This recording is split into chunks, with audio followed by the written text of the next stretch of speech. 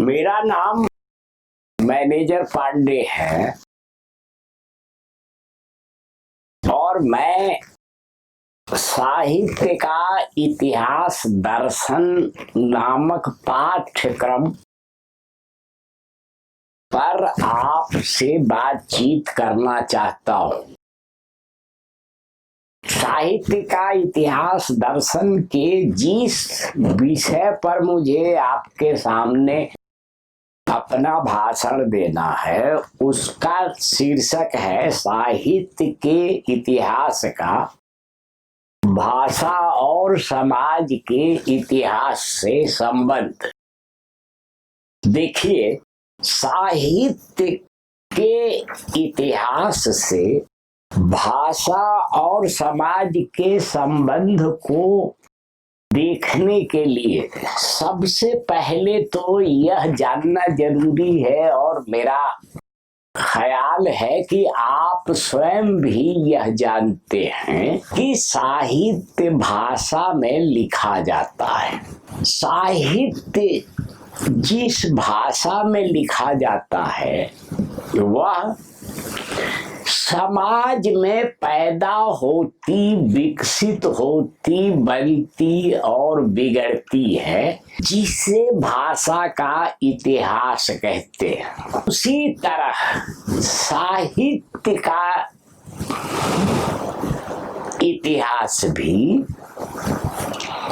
निर्मित होता है, विकसित होता है और चूंकि साहित्य भाषा में ही लिखा जाता है इसलिए भाषा के इतिहास का साहित्य के इतिहास से गहरा संबंध होता है। और साथ ही चूंकि भाषा समाज से पैदा होती है, उसी में विकसित होती है, बदलती है, इसलिए समाज के इतिहास से भाषा का और भाषा के इतिहास से साहित्य का संबंध होता है। यह बात जान लेने के बाद या मान लेने के बाद थोड़ा विस्तार से उस प्रक्रिया को जानना जरूरी है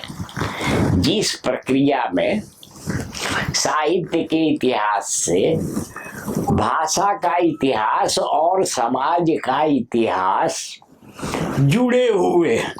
पहली बात यह ध्यान में रखने की है कि हर भाषा का एक व्याकरण होता है।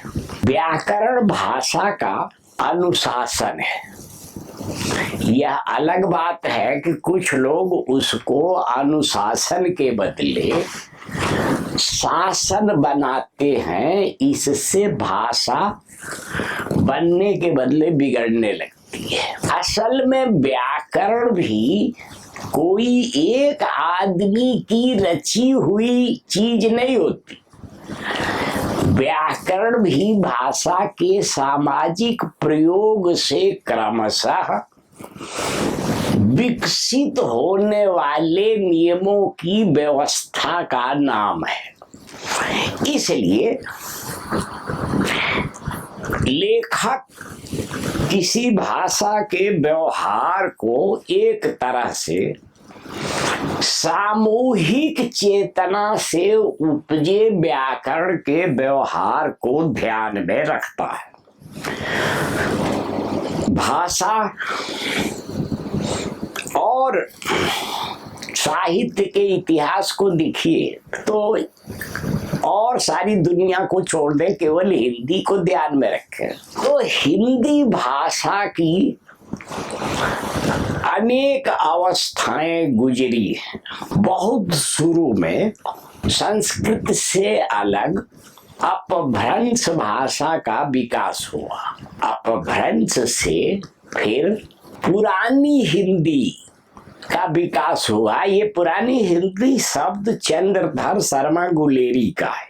और कैसे अपभ्रंश के शब्द हिंदी के शब्द बने, इस प्रक्रिया को जानने के लिए एक दो उदाहरण मैं आपके सामने रखना चाहता हूँ। जैसे अपभ्रंश में कज शब्द था, अब उसी कज से काज बना, कम से काम बना और सत से सात बना। यह एक तरह से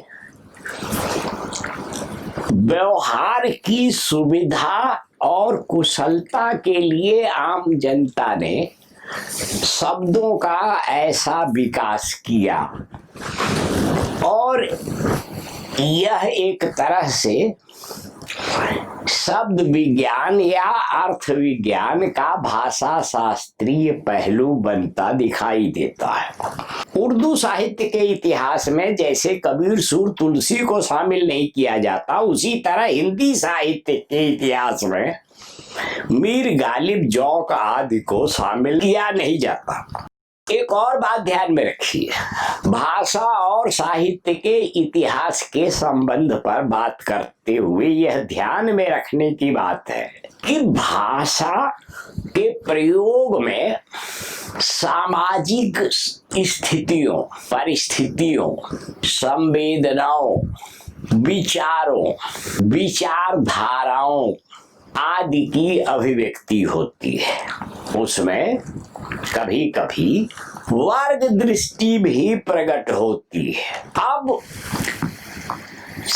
आप संस्कृत साहित्य के इतिहास को देखिए और साहित्य को भी, तो उसमें आपको एक बात दिखाई देगी कि संस्कृत के नाटकों में स्त्रियां, वो चाहे सीता और शकुंतला ही क्यों न हो, वो संस्कृत में संवाद नहीं बोलती बल्कि प्राकृत में बोलती, जबकि पुरुष खास तौर से दासों को छोड़कर बाकी पुरुष संस्कृत में संवाद बोलते हैं।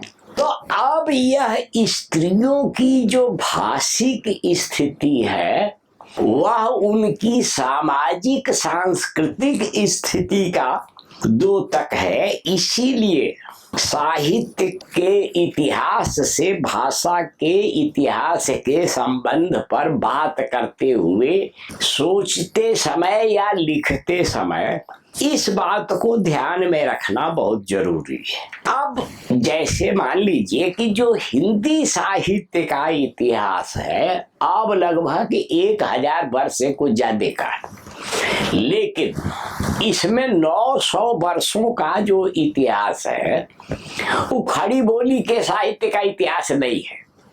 खड़ी बोली के साहित्य का इतिहास भारतेंदु युग से शुरू होता है मोटे तौर पर। एक आध किताबें पहले भी मिलती हैं, पर साहित्य तो भारतेंदु युग से ही शुरू होता है। तो उसके पहले का जो रीति काल है, भक्ति काल है, आदि काल है, वो सब लोक भाषाओं में, मतलब ब्रजभाषा, उसके विभिन्न रूप अवधी, भोजपुरी, राजस्थानी आदि में रचा गया साहित्य है। अब एक तरह से भाषा के इतिहास से साहित्य के इतिहास को देखना हो तो इस बात का भी ज्ञान और विश्लेषण जरूरी है कि कैसे जो हिंदी पहले लोक भाषाओं के रूप में सामने आई थी वह बाद में खड़ी बोली के रूप में सामने आई और खड़ी बोली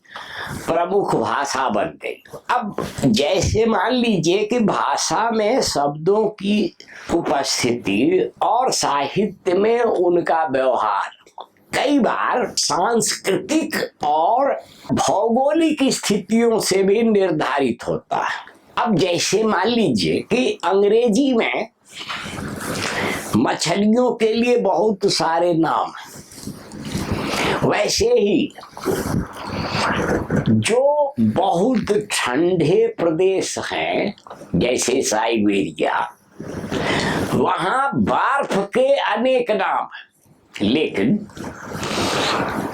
भारत के मध्य या उत्तरी भारत में जहां कोई समुद्र नहीं है तो वहाँ मछलियाँ बहुत सीमित मात्रा में पाई जाती हैं, इसलिए उनके अंग्रेजी की तरह असंख्य नाम नहीं हो सकते। क्योंकि अंग्रेजी में आने का कारण यह है कि अंग्रेजी जहाँ की भाषा है वो एक टापू है इंग्लैंड, जो समुद्र में है, तो वहाँ मछलियाँ बहुत होती हैं और उनके नाम भी बहुत होते हैं। उसी तरह से उत्तर भारत में कहीं बर्फ पड़ने की संभावना तो होती नहीं, इसलिए बर्फ के अनेक नाम यहाँ कैसे होंगे। तो इसलिए इन चीजों का भी शब्दों के बनने, भाषा के बनने पर प्रभाव पड़ता है। अब जैसे मान लीजिए कि हिंदी में सूर्य के लिए अनेक नाम है, क्योंकि उसका सीधे संबंध हमारे समाज के जीवन की वास्तविकताओं से है, मनुष्यों से है। अब साहित्य का इतिहास से समाज के इतिहास के संबंध पर भी थोड़ा ध्यान दीजिए। होता यह है कि जैसे साहित्य का इतिहास समाज भाषा के इतिहास से स्वतंत्र या अलग नहीं होता, वैसे ही वह समाज के इतिहास से भी स्वतंत्र नहीं हो सकता। क्योंकि साहित्य में आखिर व्यक्त क्या होता है? व्यक्त होता है जीवन के अनुभव, उसकी संवेदनाएं, उसकी विचारधाराएं, उसके चरित्र, उसकी कथाएं, और ये सब समाज से जुड़ी हुई चीजें हैं। मनुष्य को अनुभव समाज में होता है, मनुष्य की विचारधारा समाज से बनती है और समाज को बनाती भी है। तो इसलिए समाज के इतिहास से साहित्य के इतिहास का बहुत गहरा संबंध होता है। अब एक बात और ध्यान में रखिए, रामचंद्र शुक्ल ने हिंदी साहित्य के इतिहास में लिखा है कि जबकि प्रत्येक देश का साहित्य वहां की जनता की चित्तवृत्ति का संचित प्रतिबिंब होता है, अब यह निश्चित है कि जनता की चित्तवृत्ति में परिवर्तन के साथ साहित्य के स्वरूप में भी परिवर्तन होता चला जाता है। रामचंद्र शुक्ल ने यह भी लिखा है कि आदि से अंत तक इन्हीं चित्तवृत्तियों की परंपरा को परखते हुए साहित्य की परंपरा के साथ उनका सामंजस्य दिखलाना ही साहित्य का इतिहास कहलाता है। पर शुक्ल जी यह जानते हैं कि जनता की चित्तवृत्ति बहुत कुछ राजनीतिक, सामाजिक, सांप्रदायिक और धार्मिक परिस्थितियों से बनती है, तो इसलिए साहित्य के इतिहास में उसका भी परिचय देना जरूरी होता है, जो रामचंद्र शुक्ल ने हर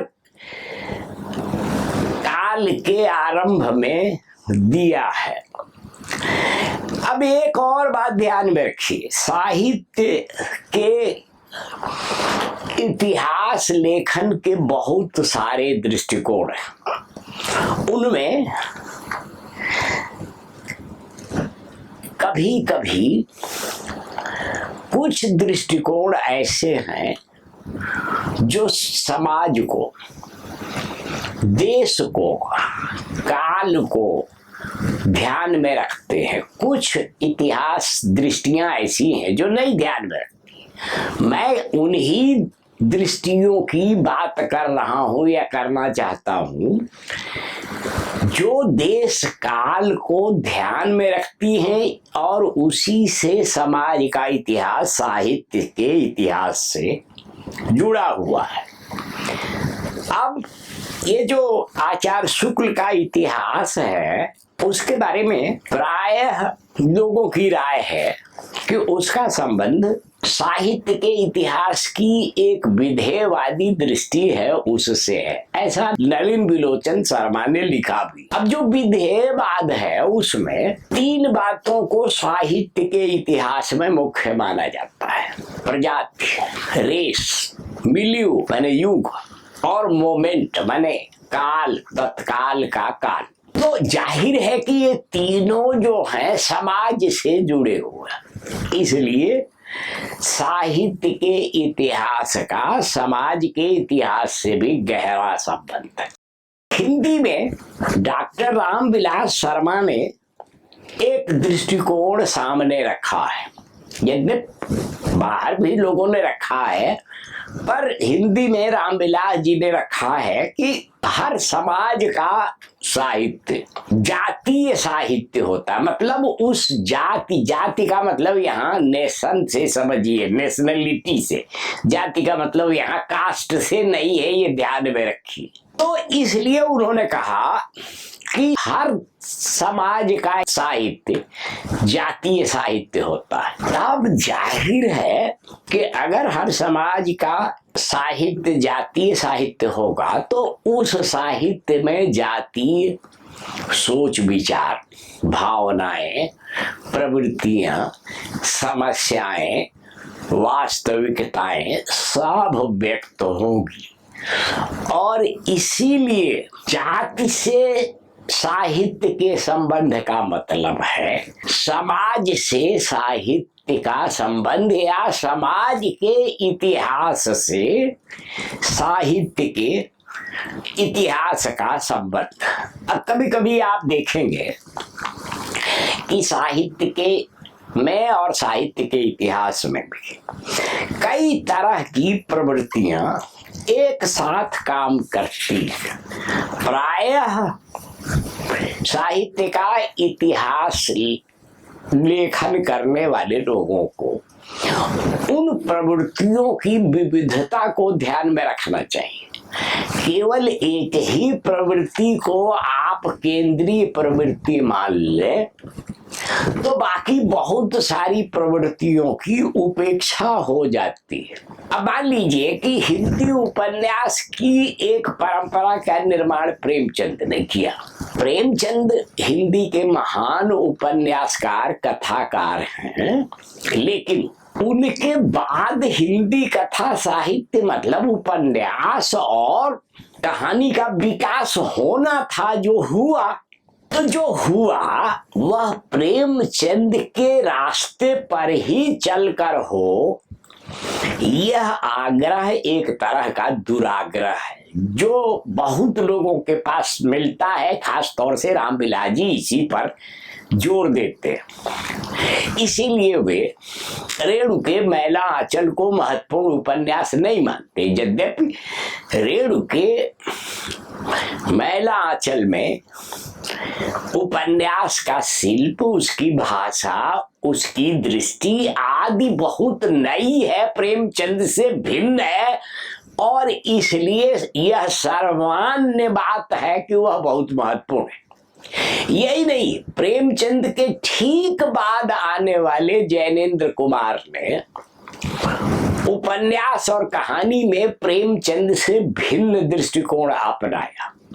और यह ध्यान में भी रखिए, होता क्या है कि जब किसी साहित्य के इतिहास में एक बड़ा लेखक पैदा हो जाता है तो आगे आने वाले लेखकों के लिए वह प्रेरणा स्रोत का काम तो करता है, पर साथ ही परेशानियां भी पैदा करता है। माने नए लेखकों के सामने पुराने बड़े लेखक से भिन्न राह और दृष्टि बनाने की जरूरत होती है, अन्यथा उनकी कोई नवीनता या मौलिकता साहित्य में या साहित्य के इतिहास में बनेगी ही नहीं। इसलिए जैनेन्द्र कुमार ने, अगेन वृंदावन लाल वर्मा ने, यशपाल ने, स्वयं पहले जिनका उल्लेख हम कर चुके हैं फणीश्वर नाथ रेणु ने, प्रेमचंद से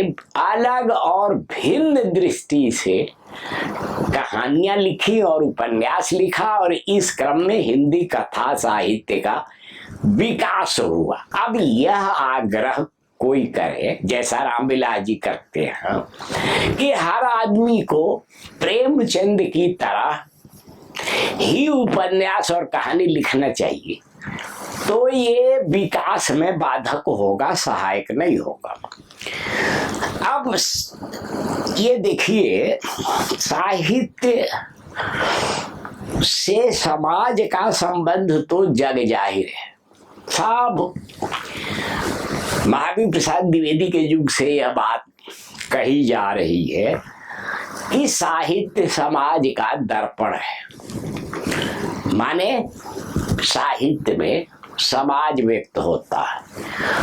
महावीर प्रसाद द्विवेदी से बहुत पहले बालकृष्ण भट्ट ने एक निबंध लिखा था 19वीं सदी में, संभवतः 1881 या 82 में, कि साहित्य जन समूह के हृदय का विकास है। इसलिए बालकृष्ण भट्ट ने ये नहीं कहा कि लेखक के हृदय का विकास है, जन समूह के हृदय का विकास है। मतलब उसमें सामाजिक संवेदना, चेतना आदि की अभिव्यक्ति होती है। रामचंद्र शुक्ल ने दोहराया कि जबकि प्रत्येक देश का साहित्य वहां की जनता की चित्त वृत्ति का संचित प्रतिबिंब होता है, तो हिंदी में बालकृष्ण भट्ट, महावीर प्रसाद द्विवेदी, रामचंद्र शुक्ल सब यह मानते हैं कि साहित्य का समाज से गहरा संबंध होता है। अब देखिए, साहित्य और समाज के संबंध को देखने का एक तरीका यह भी है कि साहित्य में समाज केवल प्रतिबिंबित ही नहीं होता, बल्कि साहित्य समाज का मार्गदर्शक भी होता है, राह दिखाने वाला भी होता है। मैं यह भी कहूं कि साहित्य में समाज की वास्तविकता ही व्यक्त नहीं होती, बल्कि संभावना भी व्यक्त होती है साहित्य में। माने आगे क्या होगा यह भी साहित्य बताता है। इसीलिए प्रेमचंद ने कहा था, राजनीति और साहित्य के संबंध पर बात करते हुए प्रेमचंद ने कहा था कि साहित्य राजनीति के आगे चलने वाली, मसाल दिखाने वाली सच्चाई है। इसलिए खाली उसमें बिंब प्रतिबिंब भाव खोजना या साहित्य में जो है समाज में उसी की अभिव्यक्ति खोजना ही काफी नहीं है। जो नहीं है और हो सकता है उसकी संभावना खोजना भी कभी कभी जरूरी होता है। और यह काम बड़े कवि या बड़े लेखक करते हैं कि वह वास्तविकता के साथ साथ संभावना को भी व्यक्त करते हैं। तो साहित्य और समाज के संबंध का एक रूप यह भी है। एक और बात ध्यान में रखने की है कि साहित्य और समाज का जो संबंध है उस क्रम में कभी कभी यह भी होता है कि बड़े सामाजिक राजनीतिक आंदोलन साहित्य में नई प्रवृत्तियां पैदा करते हैं। मैं इसके दो उदाहरण दूंगा। आप सब लोग जानते हैं कि मध्यकाल, जिसको हिंदी साहित्य और भारतीय समाज का कहा जाता है, उसमें संस्कृत एक ओर संस्कृत और दूसरी ओर फारसी का वर्चस्व था। अब इन दोनों भाषाओं को जानने और पढ़ने की सुविधा आम जनता को नहीं थी, स्त्रियों को नहीं थी, दलितों को नहीं थी। लेकिन भक्ति काल में एक नई बात हुई, वो ये कि भक्ति काल में मातृभाषाओं में कविता का लिखना या कविता की रचना शुरू हुई।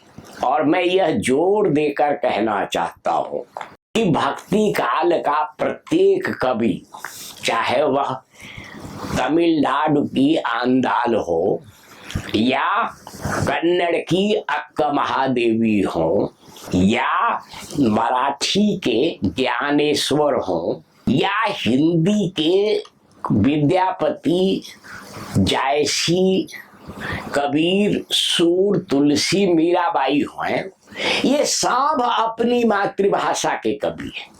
अच्छा, मातृभाषा के लिए कोई स्कूल नहीं होता।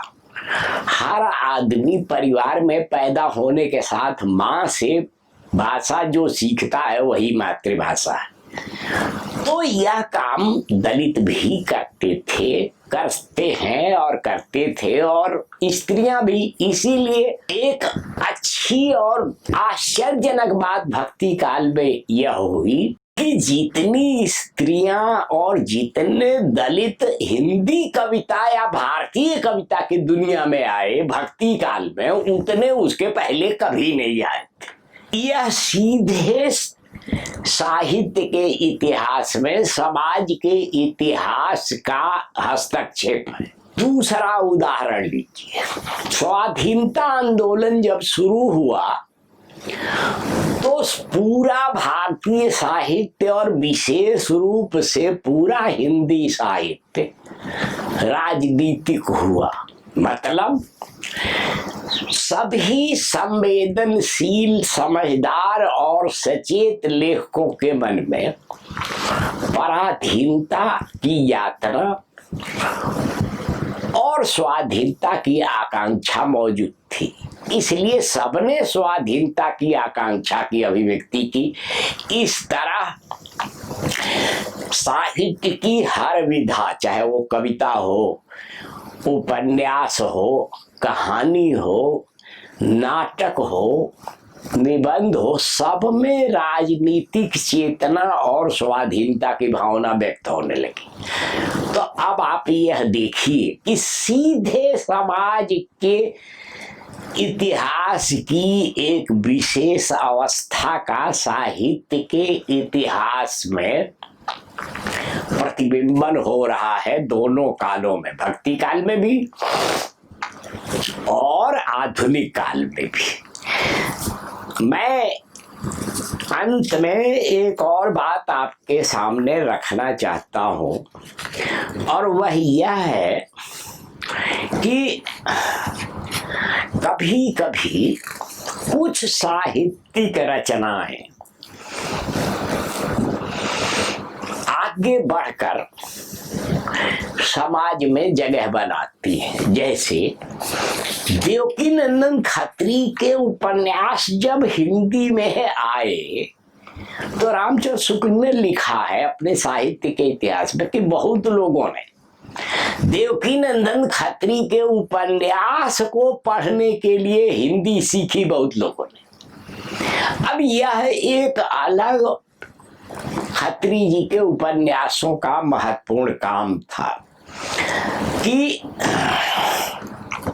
भाषा, और अंत में मैं यह कहना चाहता हूं कि भाषा साहित्य और समाज के संबंध को देखते हुए जो अब तक हमने और आपने देखा है, यह स्वीकार करना चाहिए कि साहित्य का इतिहास लिखते समय इनमें से किसी की भी उपेक्षा करने से साहित्य का इतिहास पूरा नहीं होगा, बल्कि अधूरा ही होगा।